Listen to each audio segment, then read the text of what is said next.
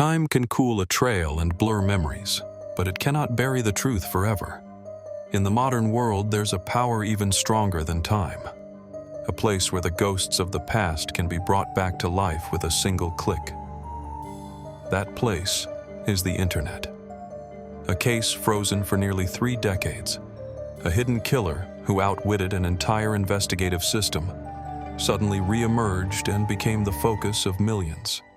Anonymous confessions, theories picked apart to the smallest detail, and a victim's family locked in a years-long legal fight.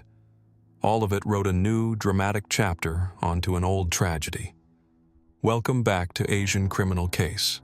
This is the final episode in our series about the Diao Aiqing case.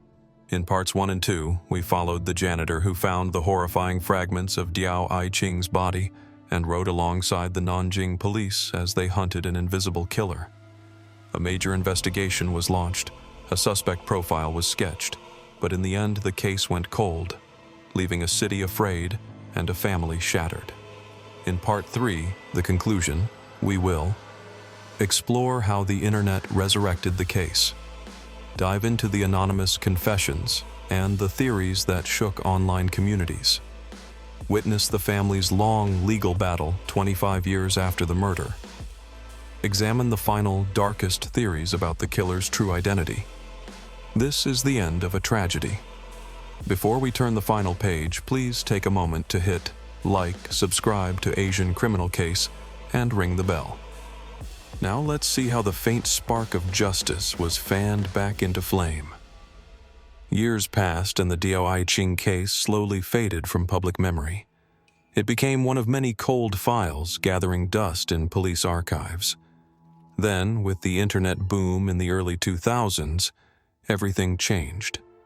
Online forums became the place for a new generation, people who had not lived through Nanjing's fear in 1996, to poke around and dig up the case. On March 21, 2007, a user named Shiloh Cha, Thai Lao Sat, posted a detailed account of the case. But it wasn't until 2008 that the story actually exploded online.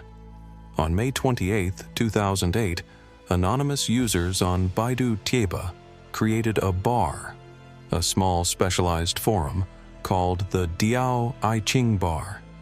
It quickly became the hub for collecting and discussing every scrap of information related to the case.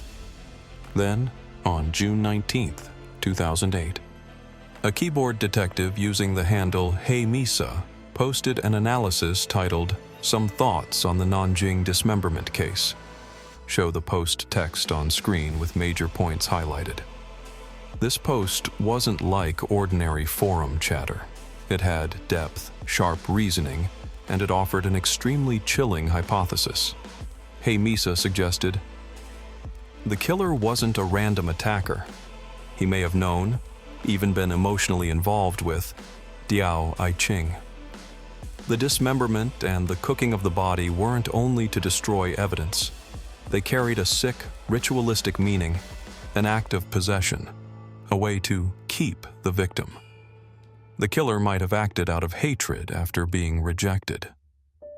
Hey Misa analyzed the killer's personality, arguing he was educated, held a certain social status, meticulous, tidy, and possibly obsessed with classical literature and music.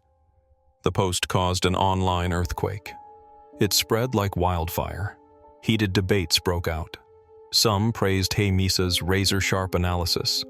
Others asked the terrifying question, did the writer know something no one else did? Was this a personal link, or even a veiled confession? The situation got serious enough that on June 24, 2008, the Nanjing tabloid Jiandai Kuaibao ran a story on the online frenzy, and the police took notice.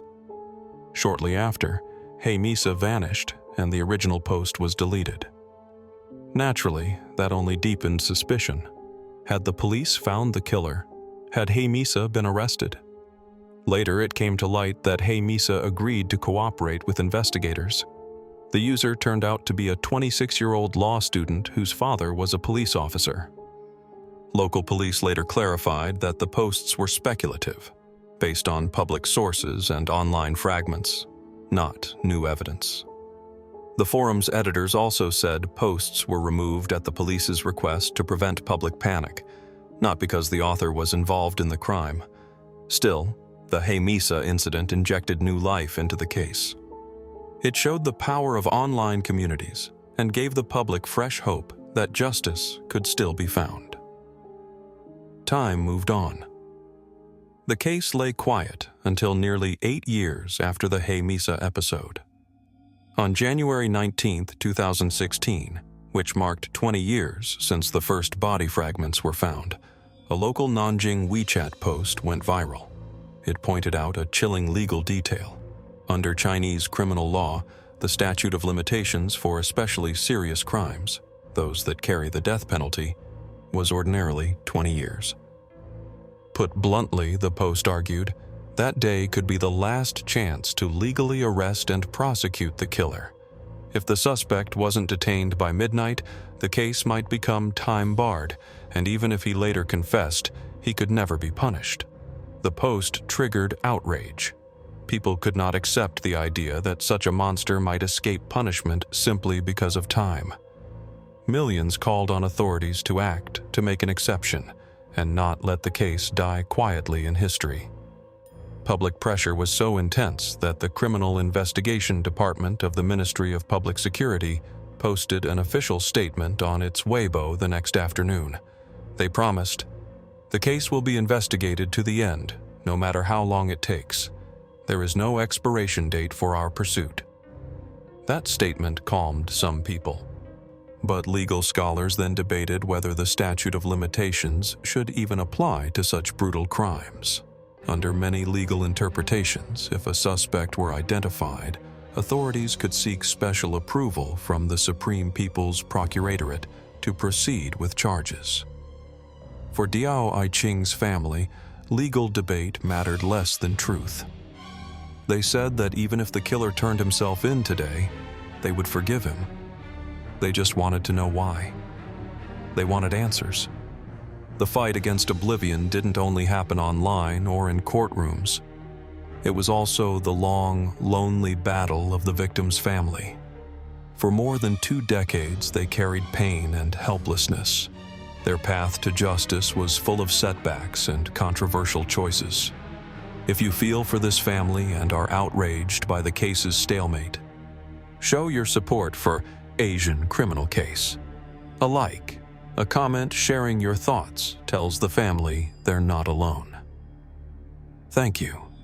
Now let's look at what they endured. In the years after Diao Aiqing's death, Nanjing University took small steps that seemed meant to show regret. They refunded her tuition to the family. Diao's father, Mr. Diao Shenduo, went back to the university multiple times, reportedly 4 visits, hoping for news. In one of those visits, around 2010 or 2012, he was in poor financial and health condition and asked the school for help. The university gave him 10,000 RMB but asked him to sign a letter promising not to seek further compensation related to his daughter's case. That detail sparked controversy and highlighted the family's vulnerability. But they didn't stop fighting. On March 29, 2021, exactly 25 years after the murder, Diao's sister, Diao Aiqing, took a bold step. She filed a lawsuit against Nanjing University in the Gulu District People's Court, seeking 1.62 million RMB in compensation. Her claim: the university failed in its duty to protect students. Specifically, after punishing Aiqing on January 10th and letting her leave angry and alone, the school was negligent. The fact that Aiqing's body parts were later found scattered across the campus, the lawsuit argued, showed how poor campus security had been. The lawsuit drew major media attention and public sympathy. But just 1 week later, on April 6th, something unexpected happened. Diao Aiqing abruptly withdrew the lawsuit. No clear reason was given. The decision raised questions. Did the family reach a private settlement with the university? Were they pressured? To this day, that choice remains a mystery. Nearly 30 years on, without an official suspect, countless theories have tried to explain a crime beyond imagination.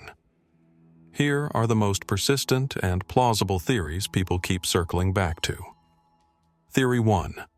Victim of an organ trafficking ring. This is one of the darkest and most widely believed theories. The main reason: several major organs, heart, liver, spleen, were missing from Aiqing's body. Scholar Shuibo Wang has written that since 1983, China's main source of transplant organs had been executed prisoners, a practice officially ended only in 2015. That system created a severe shortage of organs, and during that period there were reports of increases in disappearances. While there's no solid proof linking Aiqing's death to organ trafficking, the timing and the missing organs make the idea deeply haunting. Theory 2. A cannibal. The careful cooking of body parts led some to speculate the killer was a cannibal who murdered to satisfy a sick appetite. Yet the theory has big holes. If the killer intended to consume the victim, why scatter over 2,000 fragments around the city? Why not destroy everything thoroughly? The public display of remains feels more like a taunt than a practical cover-up. Theory 3. A doctor or medical professor. This theory focuses on the killer's apparent skill. Who could carry out such a precise dismemberment? Nanjing University has a highly regarded medical school, and large hospitals are nearby. Could the killer be a doctor, a senior medical professor, or an outstanding medical student with severe psychological issues? A respectable, intellectual figure hiding a monstrous side, the kind of suspect that chills you to the bone. He may have lured Aiqing to a private, sterile place to commit the crime without notice. Theory 4. A group of people. Some analysts argue that one person might not have been able to do everything alone. The abduction, the killing, the multi-day cooking, the packaging, and the disposal across 8 different sites without drawing attention. Maybe it was a team, perhaps a cult that performed a horrific ritual. This theory has the weakest foundation of the 4. Now the question is for you, after hearing everything, which theory seems most likely? Or is the truth even worse than any of these conjectures? Today, the Diao Aiqing case stands as one of the most notorious unsolved murders in China, often compared to America's Black Dahlia case. But even the Black Dahlia case left clues, suspects, and theories that pointed at possible perpetrators. With Diao Aiqing, the answer remains a flat 0. No clear suspect, no firm lead. Nearly 30 years have passed. Justice has not arrived. The truth is still hidden. All that's left are scars etched into the memory of a family, the city of Nanjing, and everyone who's heard her story. Even now, many of her relatives avoid saying her name. They fear reopening the pain. They fear reliving the horror of her remains being held at a police station. Could future advances in forensic science turn up a forgotten DNA sample and break the silence? Could the killer's conscience, if he's still alive, ever force him to speak? We may never know, but Diao Aiqing's story will remain a cold reminder of the existence of pure evil and of the endless fight for justice, no matter how fragile hope may seem. Thank you for joining Asian Criminal Case throughout this 3-part series. Leave your final thoughts and theories in the comments. Share this video so Diao Aiqing's story isn't forgotten. Like, subscribe, and we'll see you in the next case.